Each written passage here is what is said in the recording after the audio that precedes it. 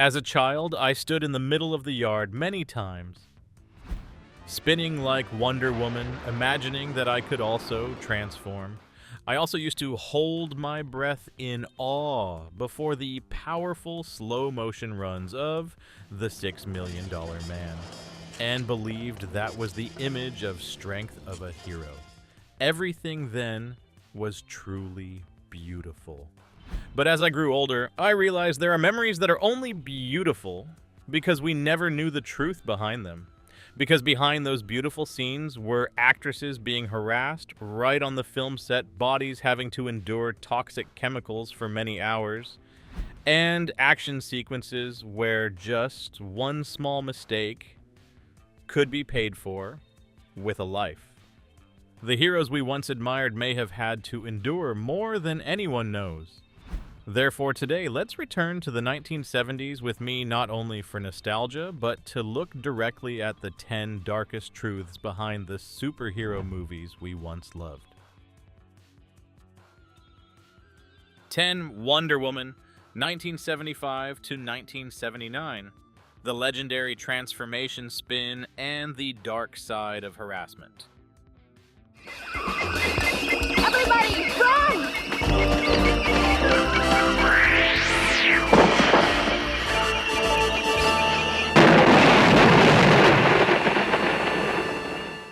The image of Wonder Woman with her captivating blue eyes and vibrant costume used to make me extremely excited every time she appeared on the screen. We followed Princess Diana as she left the distant Amazon island to plunge into the fires of World War II, using the lasso of truth to protect justice before entering the modern world of the 70s. The most nostalgic part is surely the legendary transformation spin of Linda Carter, an irreplaceable icon that made generations at that time passionately imitate her. However, behind that glamorous spin and iconic smile was a production reality full of harassment and ruthless exploitation. Few know that right on the film set, Linda Carter was once the victim of a shocking harassment scandal when a cameraman secretly drilled a hole in the dressing room wall to secretly film her undressing. Instead of protecting the artist, the network chose to fire the perpetrator in silence to keep the film's image clean, abandoning the actress's deep psychological trauma. The darkness even crept into every meal when Carter was forced into a regime of physical exhaustion, having to completely abstain from salt and water for 24 hours before bikini scenes so her body would dry out, clearly revealing every sexy curve to serve male tastes, causing her to collapse from exhaustion many times. Sensitivity and danger were even pushed to the climax when the actor's life was used as a gamble to save on special effects costs. Real explosive charges were attached directly to Linda's bracelets to simulate bullet deflections exploding right next to her skin, causing many technical staff to suffer severe burns and charred skin on their hands. She was even forced to cling with her bare hands to a helicopter flying at a high altitude without any safety harness or safety net below, just because the film crew wanted a real camera angle. Even her costume was a torture, as the corset was tightened so much that she could not sit down for many hours for fear of breaking a rib or tearing the outfit. Behind the aura of a goddess was a pragmatic production system ready to exhaust the physical body and dignity of a woman to exchange for red-hot rating numbers. 9. Batman, 1966 to 1968.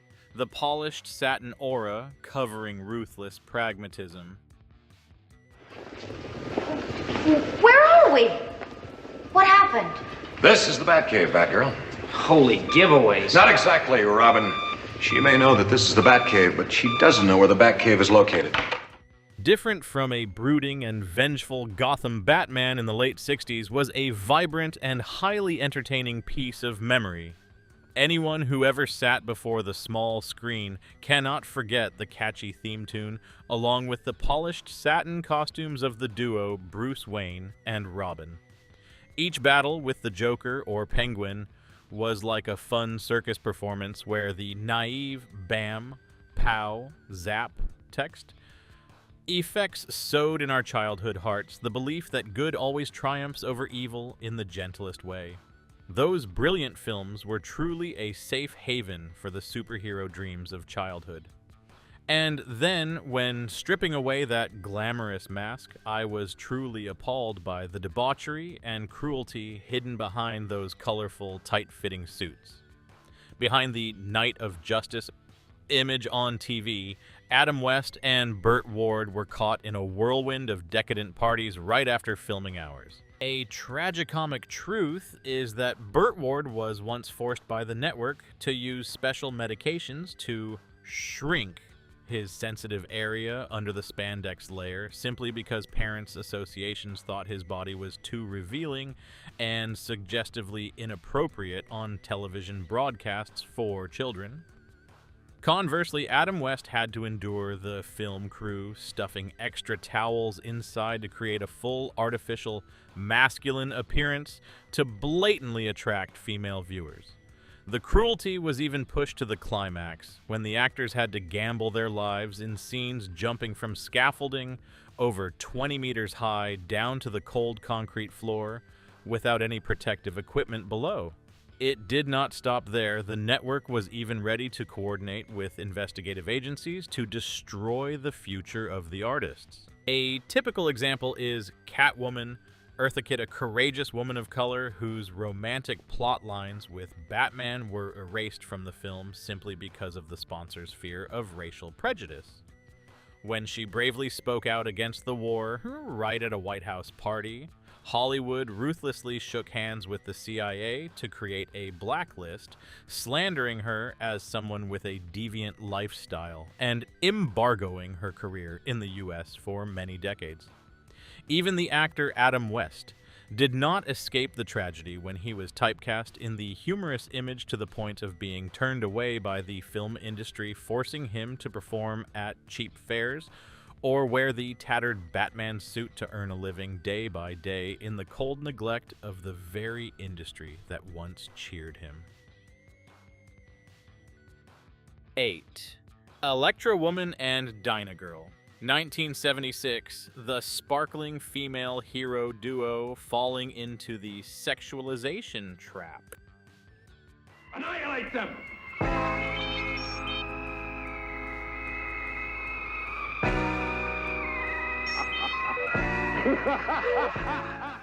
Have you ever wondered why a Saturday morning superhero program for children was filled with strange camera angles only focusing on the curves of the two female leads instead of the action?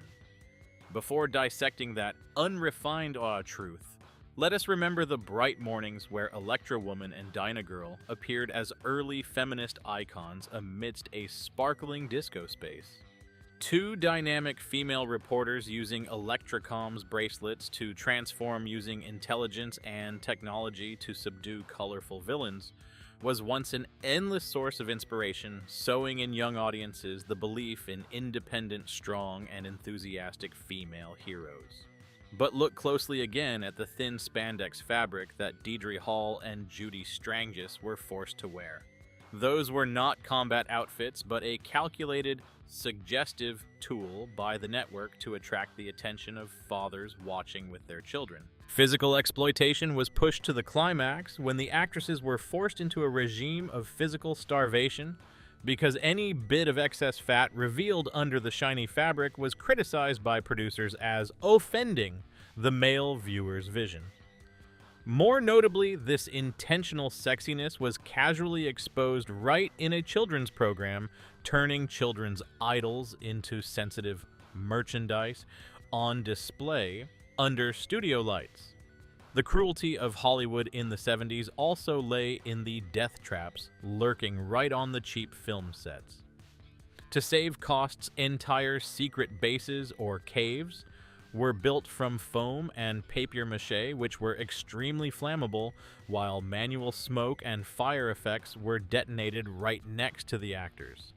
Deidre Hall once lived in extreme fear that with just one small spark, the entire film crew would turn into a giant torch. Even the technological icon, the Electracom's bracelets, was a torture tool in its own right.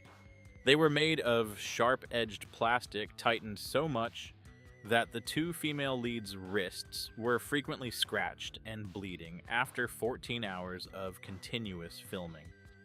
When the stage lights went out, they were coldly neglected by the film industry and typecast in the image of girls wearing cheap, tight clothes, making their subsequent careers completely stagnant in the indifference of the very industry that had exhausted both their youth and their safety. 7. The Secrets of Isis, 1975 to 1976. Goddess Isis's power stained by backstage darkness. Almighty Isis.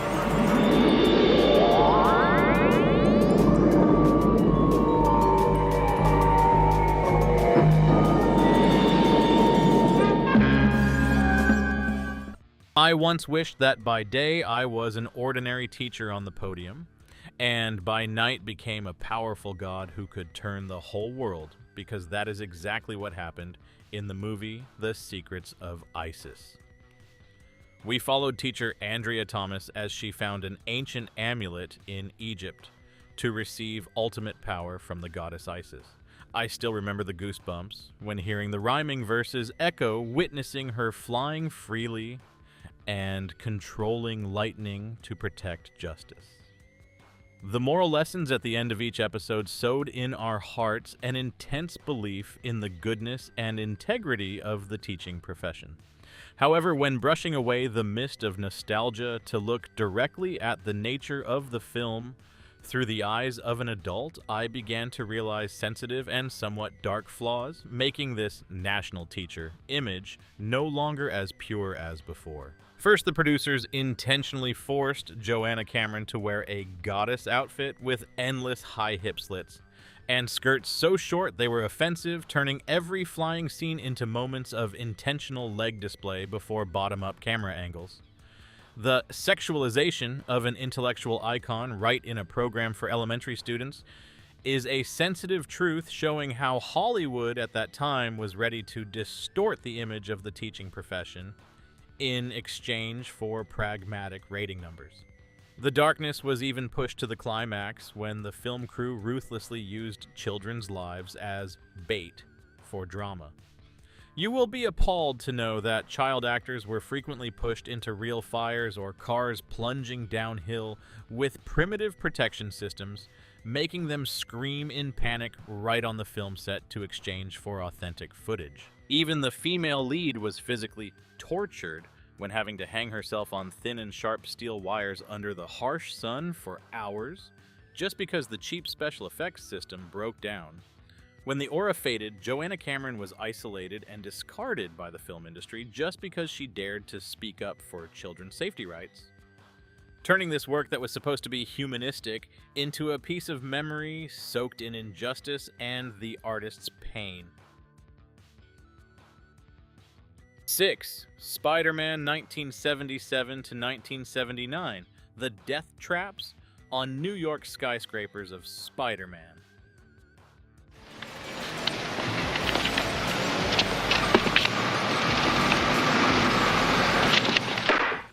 Perhaps you are too familiar with a Spider-Man soaring swiftly between skyscrapers, thanks to modern CGI effects, but try to imagine an era where everything had to be done by hand, where the actor's risk was the only thing creating the magic.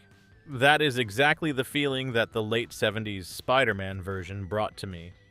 In my memory, the image of Nicholas Hammond doggedly clinging to high walls in New York using a manual rope system always brought a strange sense of admiration. That rawness sowed in the hearts of the audience at that time a pure belief in the presence of a flesh and blood hero right in the middle of real life. That admiration was quickly replaced by a sense of unease when looking at the death traps that Nicholas Hammond had to face every day on the film set. Instead of using professional protective measures, the producers forced the actor to hang suspended at a height of dozens of stories with only a thin rope and a primitive hand-pulled pulley system.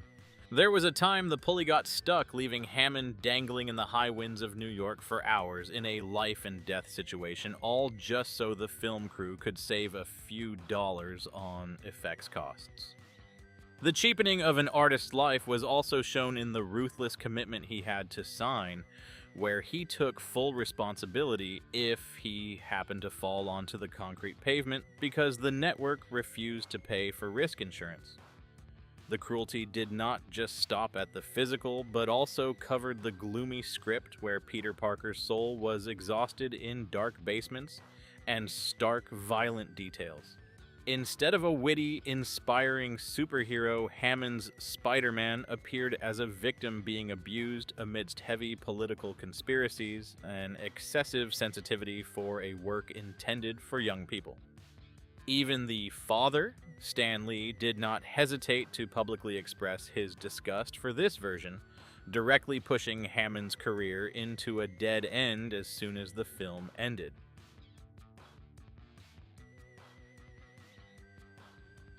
Five, Shazam 1974 to 1977, the RV of justice and the shocking dismissal and slander of the male lead.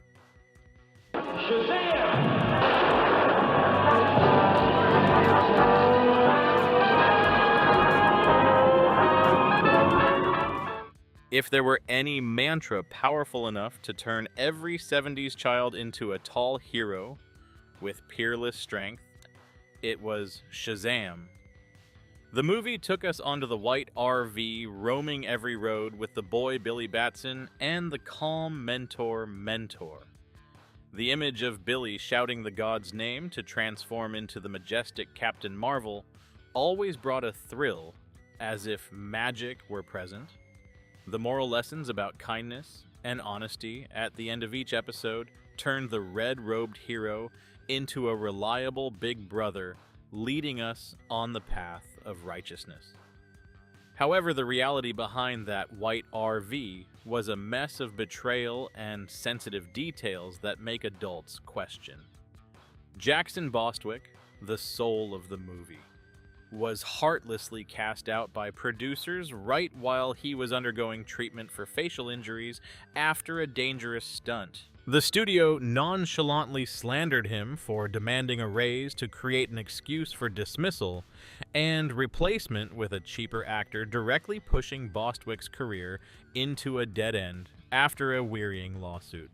This cruelty shows that behind the moral preachings on screen was a system ready to trample on the honor and health of artists just for profit.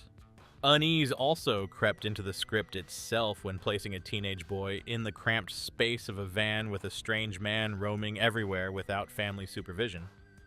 Through a modern lens, this stranger and child setting evokes sensitive implications about children's rights and psychological isolation that are scarier than an exciting adventure.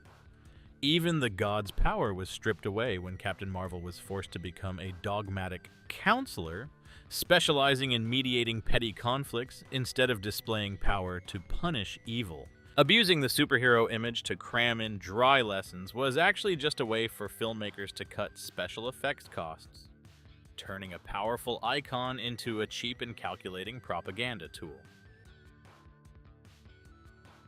4. Man from Atlantis, 1977, the Hay, inhaling water into sinuses, torture behind the graceful dolphin swim.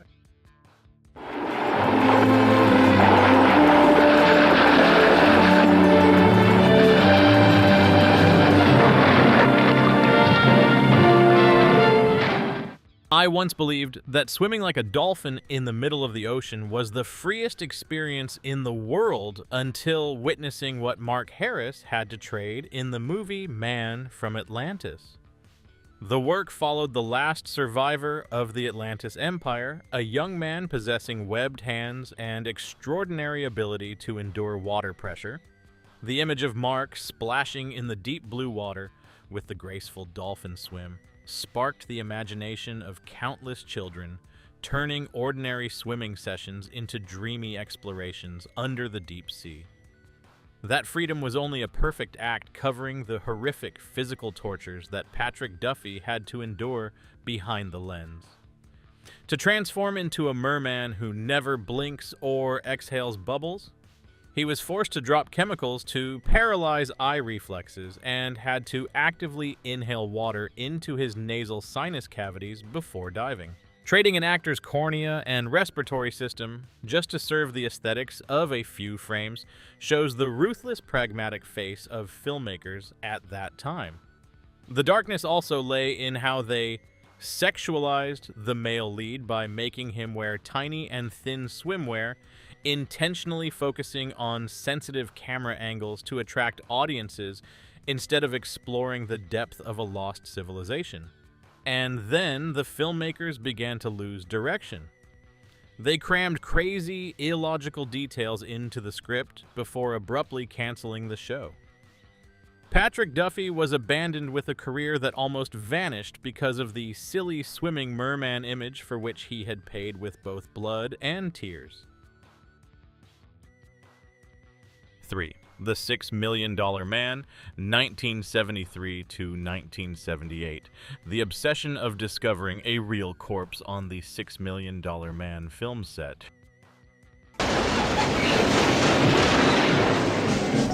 Steve Austin, astronaut. A man barely alive. Right from its debut, the image of a man whose body was reconstructed with bionic technology at the price of $6 million immediately became a global sensation. We followed astronaut Steve Austin, who survived a tragic plane crash and was funded by the government to be turned into a super soldier. The legendary slow-motion shots, along with characteristic electronic sound effects every time Steve performed his strength, were deeply etched into the minds of millions of viewers. However, the truth about the production process of this film hidden within it are horrific details to the point of spine-chilling that no special effects could match. You will be appalled to know that during a filming session at an amusement park, the film crew accidentally worked alongside a real waxed corpse for many hours before discovering human bone inside the broken arm of a prop dummy. Yeah, the darkness also lay in how the producers exhausted Lee Majors by forcing him to perform dangerous action stunts himself to save on stunt double costs, causing the male lead to endure lifelong back and leg injuries behind those majestic slow-motion runs. Everything was even worse when looking at the nature of Steve Austin, a human being stripped of the right to autonomy to become a merchandise worth $6 million owned by the government. Turning an individual who just underwent a tragedy into a living weapon controlled and monitored like a military device raised painful questions about ethics and human rights that were obscured by the aura of technology. 2. The Bionic Woman, 1976 to 1978. Facial burn pain from LED lights behind the high-speed legs.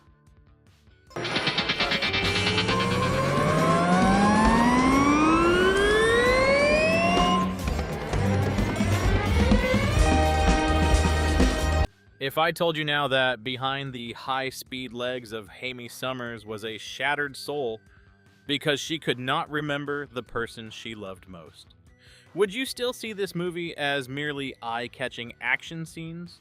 We followed a woman whose bionic body was reconstructed after a tragic accident, possessing extremely sensitive hearing and extraordinary speed. The image of Amy using intelligence to subdue villains instead of violence sowed in the hearts of the audience a noble belief in benevolence. Those sophisticated confrontations were once a brilliant part of memory honoring the bravery of a woman mastering technology. That honor was actually traded for second-degree burn scars on the faces of the supporting actresses playing fembot robots. To create the haunting, sparkling eyes for children, the film crew stuffed burning hot LED light systems into latex masks, causing the actors' facial skin to blister and bruise right in the middle of long filming sessions. Meanwhile, the divine bionic jumps were actually a gamble with the spine of stunt double Rita Eagleston on tattered old airbags inflated by cheap leaf blowers. When Rita slammed her back onto the concrete floor because the airbag tore, the producers only quietly noted production delay to avoid insurance responsibility, forcing the artist to continue remaining silent to serve the profit machine. The internal boardrooms of Universal in the 70s were also full of cheap calculations, as they sought to force Lindsay Wagner to wear super short tennis skirts and add suggestive scenes to attract male audiences. The actress had to use her career to threaten to quit the role to stop the blatant trend of sexualizing the main character. Even the value of Jamie's bionic body was priced $2 million lower than her male colleague in the original script, a subtle gender discrimination covered up by technological terms. 1. The Incredible Hulk, 1977 to 1982. The industrial paint poisoning tragedy of the Green Giant.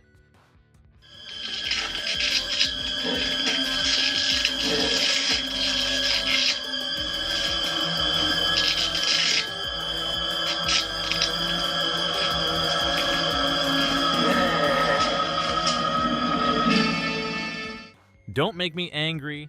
You wouldn't like me when I'm angry. This classic line was not just a warning from Dr. David Banner, but also a door opening to one of the most tragic monuments in the superhero world.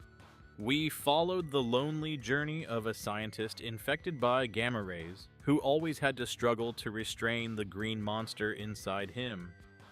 Anyone who ever sat before the small screen cannot forget the sad eyes of Bill Bixby trudging along the road with a backpack on his shoulders under the poignant piano music. It is a haunting memory of ultimate loneliness, where superhuman strength becomes a cruel curse, separating a human from society. That solitude was not only in the script, but was a real physical torture for Lou Ferrigno behind the lens. To transform into the Green Giant, he was forced to cover his entire body with a layer of toxic industrial paint and wear rigid contact lenses that caused corneal pain for 14 hours every day. Worse, the film crew completely stripped away Lou's personal identity by dubbing the roars of wild beasts instead of his real voice, turning him into a silent muscle tool serving the audience's vision. Even the soul of the movie, Bill Bixby, had to suffer ruthless neglect from Hollywood, as even until now he still does not have a star on the Walk of Fame simply because of cheap calculations regarding title maintenance costs. The pragmatism of the film industry was also clearly exposed through Marvel's rush to create the She-Hulk character as a copyright interception move to prevent the CBS network from owning the female Hulk image.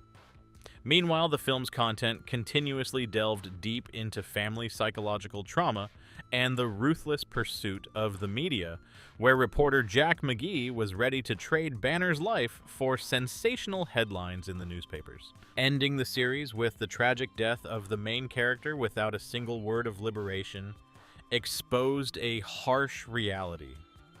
A hero is sometimes just a piece of merchandise whose pain is squeezed to the last drop to serve the inhuman profit machine. Thank you for watching. If you enjoyed this video, don't forget to like, share, and subscribe so you won't miss our next videos. Leave your thoughts in the comments below. I'd love to hear from you. See you in the next video.